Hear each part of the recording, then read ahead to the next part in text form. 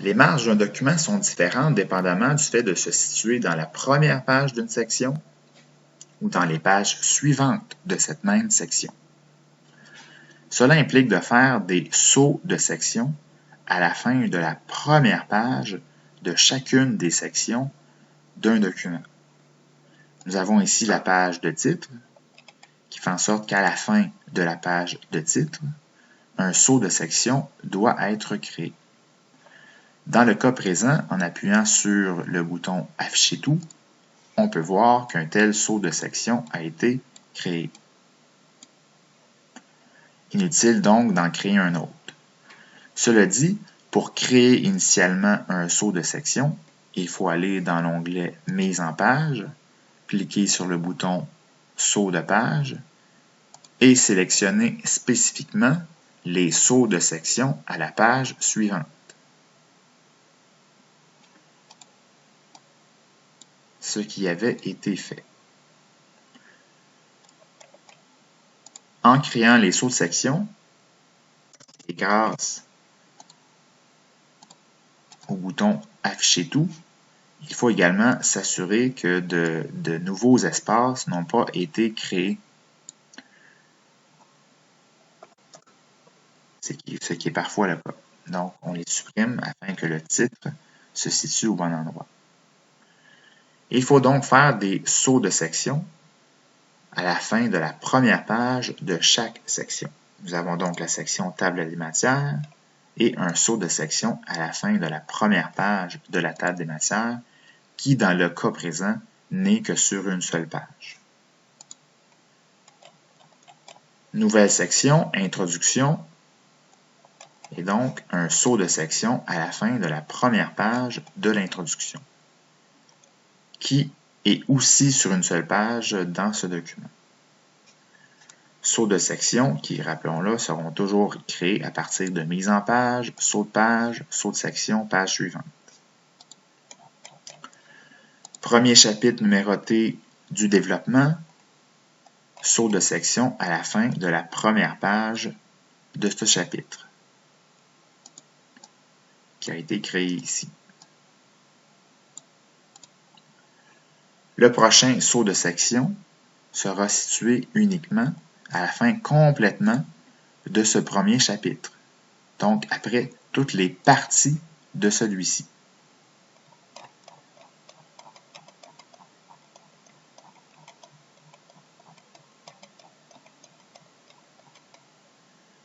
La dernière partie dans le cas présent est la partie question de recherche 1.4.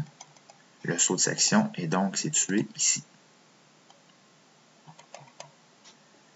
Nouveau chapitre numéroté, première page de cette nouvelle section, donc saut de section à la fin de cette première page. C'est plutôt subtil, mais le saut de section a été créé ici.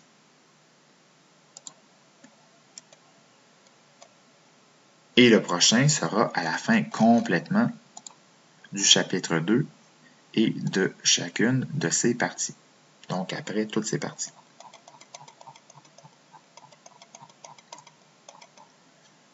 On arrive à la fin du chapitre 2, nouveau saut de section. Nouvelle section, conclusion. Saut de section à la fin de la première page de la conclusion, qui était sur une page aussi.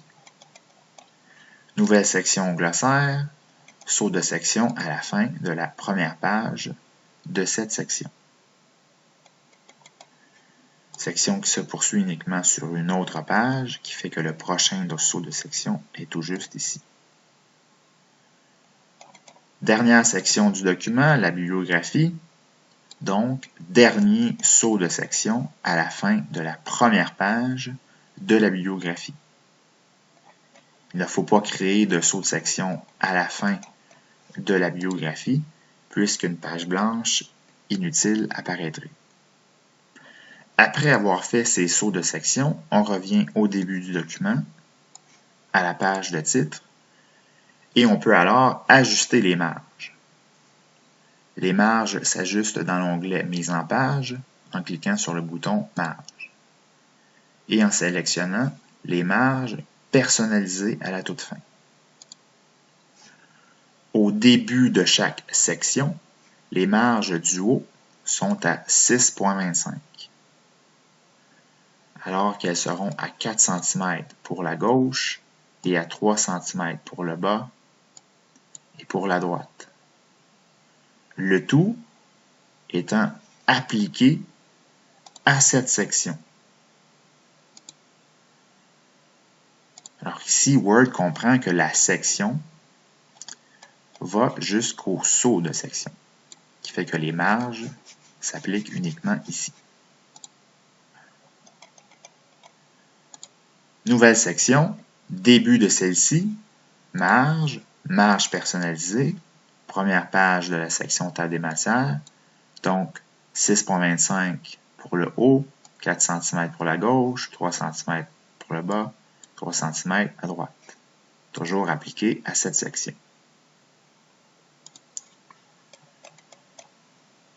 Introduction, nouvelle section, donc première page de cette section, marge personnalisée, marge du haut à 6,25, 4, 3, 3 pour les autres marges. Toujours appliqué à cette section. Nouvelle section, problématique, première page de cette section, marge du haut à 6,25. 4 pour la gauche, 3 au bas, 3 à droite. Ici, c'est indiqué aux sections sélectionnées, tout simplement parce que le titre a été sélectionné. Ce n'est donc pas problématique. Pour les pages suivantes de cette section problématique, les marges du haut seront changées. Marge, marge personnalisée, et les marges du haut sont désormais à 4 cm pour les pages suivantes de cette section.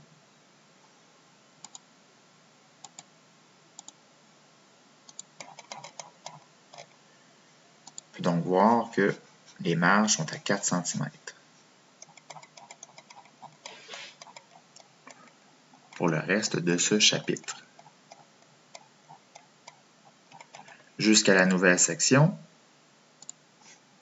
marge, marge personnalisée, c'est la première page de cette nouvelle section, donc les marges du haut reviennent à 6,25 cm et demeurent à 4 cm pour la gauche, 3 cm au bas, 3 cm à droite. Appliqué à cette section.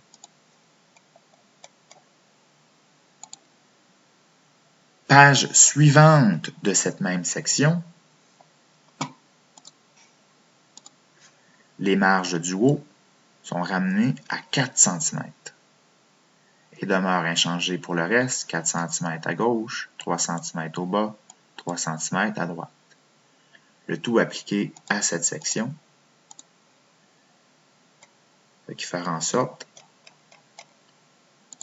que la marge du haut pour toutes les pages du chapitre 2, plutôt pour toutes les pages suivant la première page du chapitre 2, vont être à 4 cm.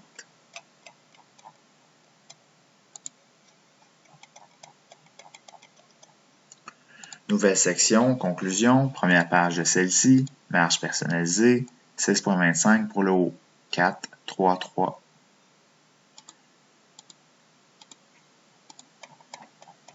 Nouvelle section glossaire, marge, marge personnalisée, 6,25 pour le haut, 4, 3, 3.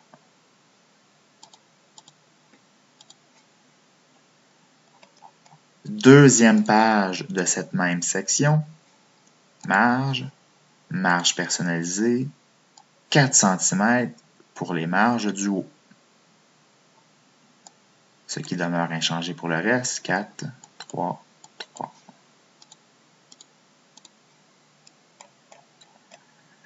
Nouvelle section, première page de celle-ci, marge, marge personnalisée, 6,25 pour cette première page pour les marges du haut.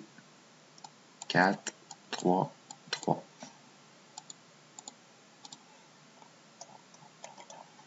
page suivante de cette même section, marge, marge personnalisée, marge de 4 cm pour le haut.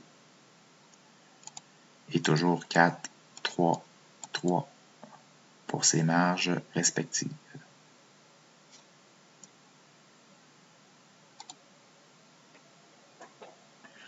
Les marges sont donc différentes dépendamment que l'on se situe dans la première page d'une section ou dans les pages suivantes de cette même section.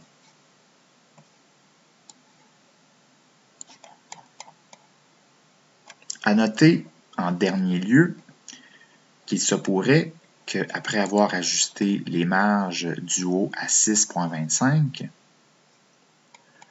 le saut de section soit rendu en fait sur l'autre page, puisque le texte aura été déplacé. Dans ces cas, cela veut dire qu'il faut revenir sur la première page de la section pour créer un nouveau sous-section à la dernière ligne de cette première page.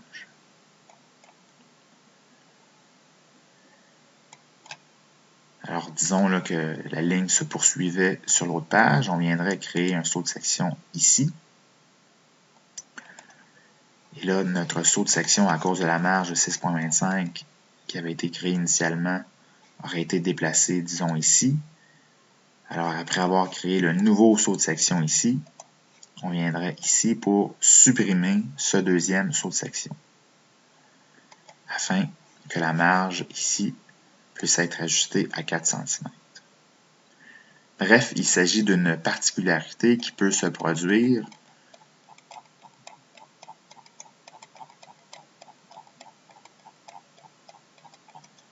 lorsque l'ajustement de la marge de 6,25 fait en sorte de déplacer le texte sur la page suivante lorsque notre paragraphe se poursuit sur cette autre page. C'est pourquoi le saut de section se situait tout juste ici après diverses tentatives. Voilà pour les grandes lignes concernant les marges.